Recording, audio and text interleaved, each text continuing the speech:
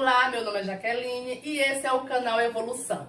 E no vídeo de hoje vamos estar falando sobre a evolução dos direitos das crianças e dos adolescentes aqui no Brasil. Se você ainda não assistiu o primeiro vídeo do canal, é só clicar no card que aparece logo aqui em cima. Só lembrando que o Estatuto das Crianças e dos Adolescentes, no dia 13 de julho de 2020, completou 30 anos. E se você ainda não conhece essa história, convido você agora para juntos viajarmos no tempo e conhecermos como se evoluiu os direitos das crianças e dos adolescentes aqui no Brasil. Vamos?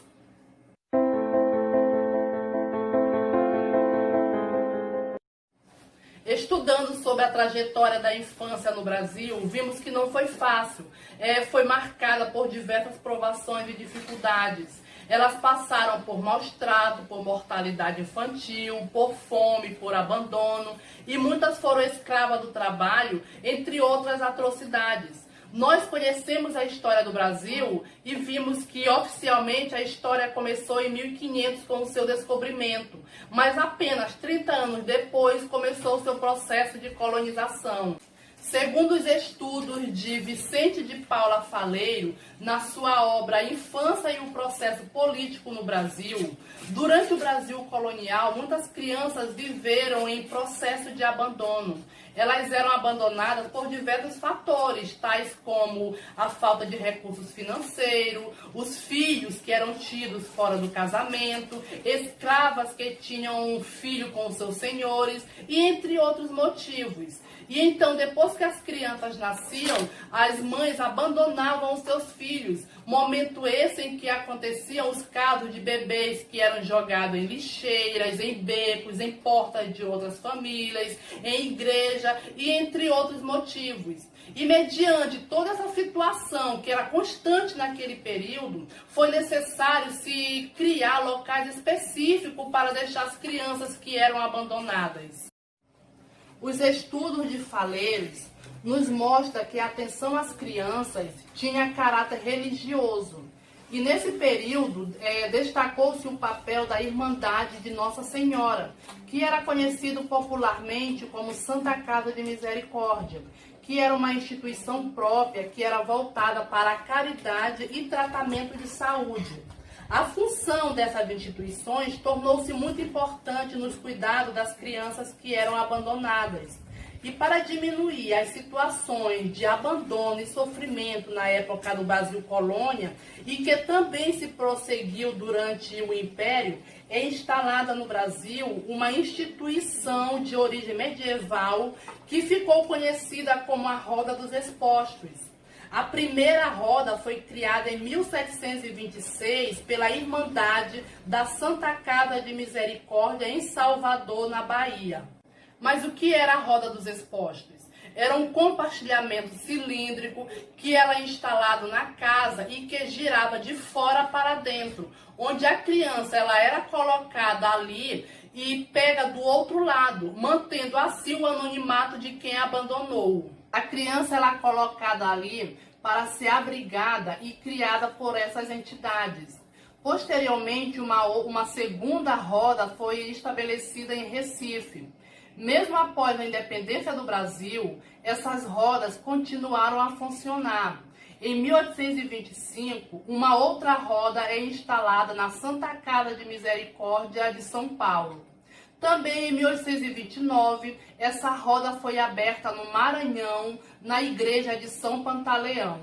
A medida foi tão aceita no período que foi regulamentada em lei e se tornou a principal forma de assistência nos séculos XVIII e XIX.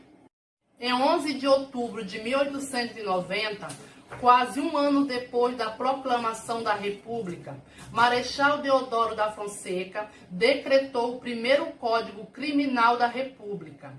O objetivo do Código era conter o aumento da violência urbana.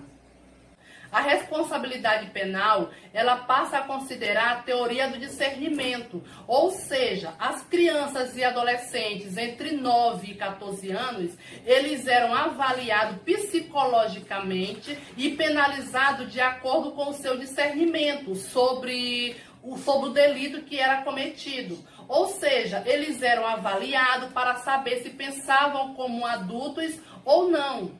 E mediante a avaliação que acontecia entre eles, elas poderiam receber penas de um adulto ou serem considerados imputáveis.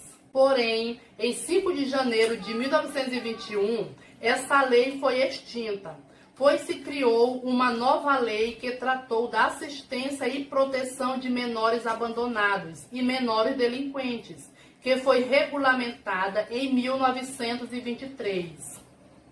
Isso mesmo, aqueles jovens autores ou cúmplices de crime ou contravenção, que eram considerados menores delinquentes, tornaram-se imputáveis até os 14 anos de idade. As autoridades competentes levavam em consideração somente a informação sobre o fato punível, o estado físico, mental, moral e a situação social dos pais ou dos responsáveis. Em 20 de fevereiro de 1926, aconteceu um fato que teve muita repercussão.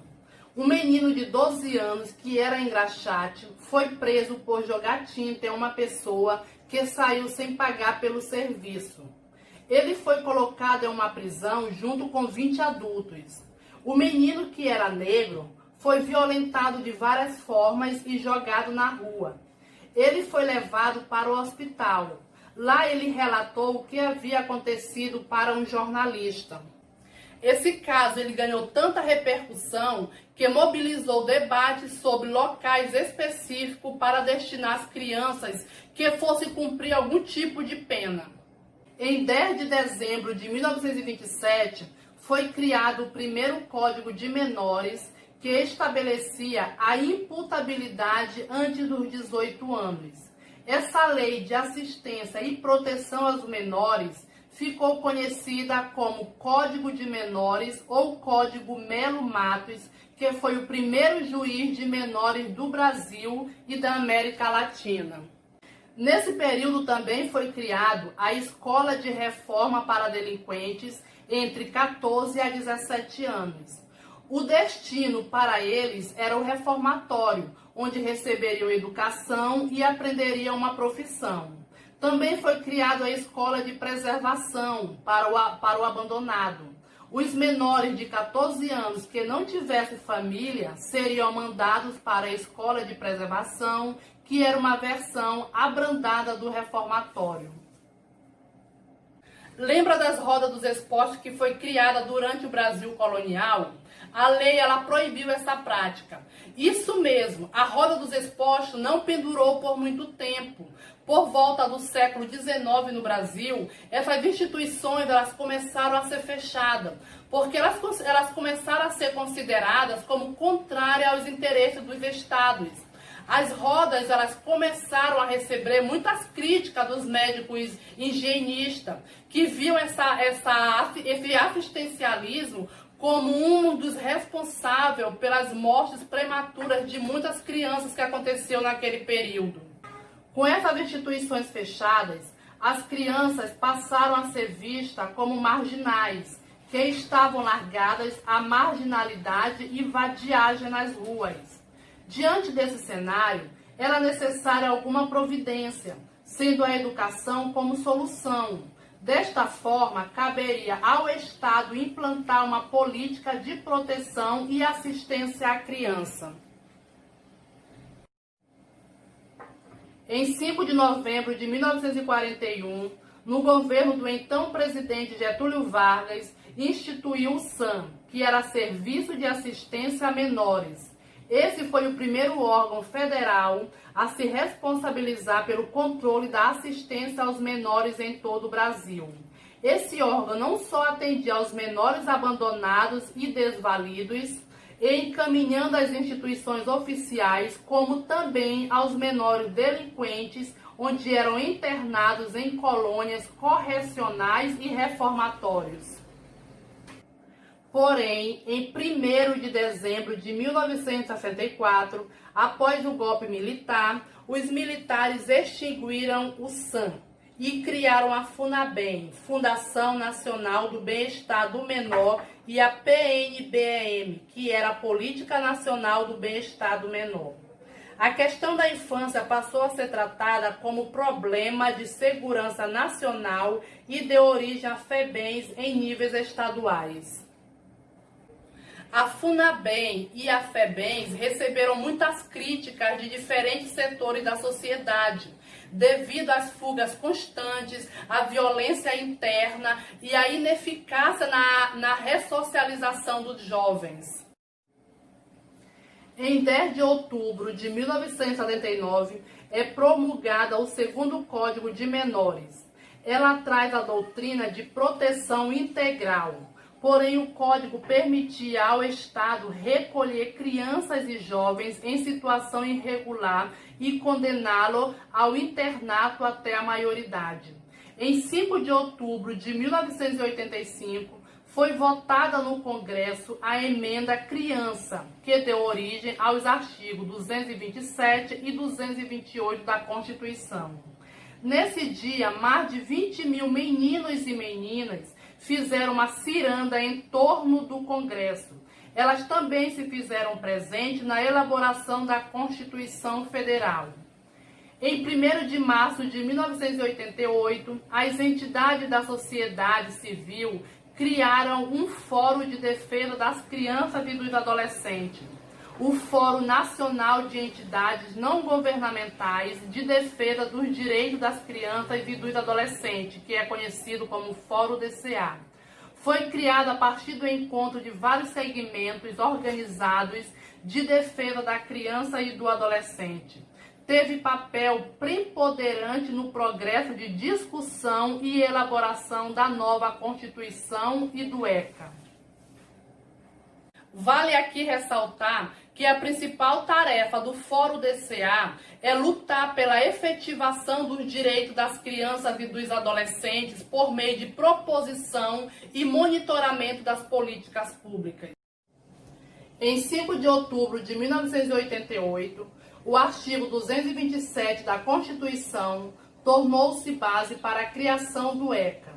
O artigo 227 da Constituição Federal de 1988 estabelece como dever da família, da sociedade e do Estado assegurar à criança, ao adolescente e ao jovem, com absoluta prioridade, o direito à vida, à saúde, à alimentação, à educação, ao lazer, à profissionalização, à cultura, à dignidade, ao respeito, à liberdade e à convivência familiar e comunitária, além de colocá-lo a salvo de toda forma de negligência, discriminação, exploração, violência, crueldade e opressão.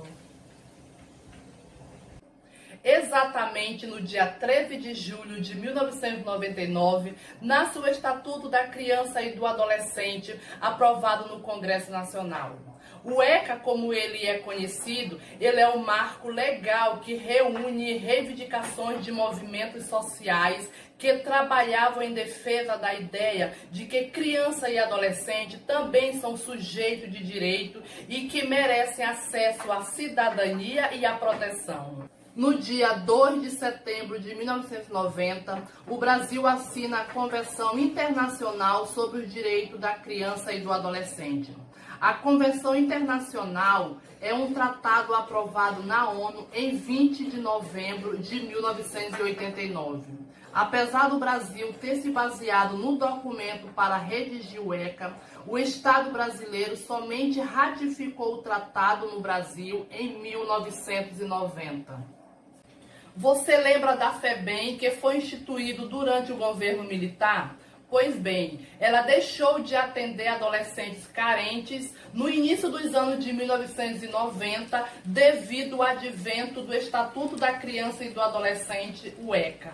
Chegamos ao final de mais um vídeo e, diante do breve apanhado histórico realizado nesta playlist, verifiquei como a criança e a adolescente eram tratadas com indiferença até pouco tempo atrás e como a legislação brasileira passou a reconhecê-la como sujeito de direito e detentoras de garantias fundamentais.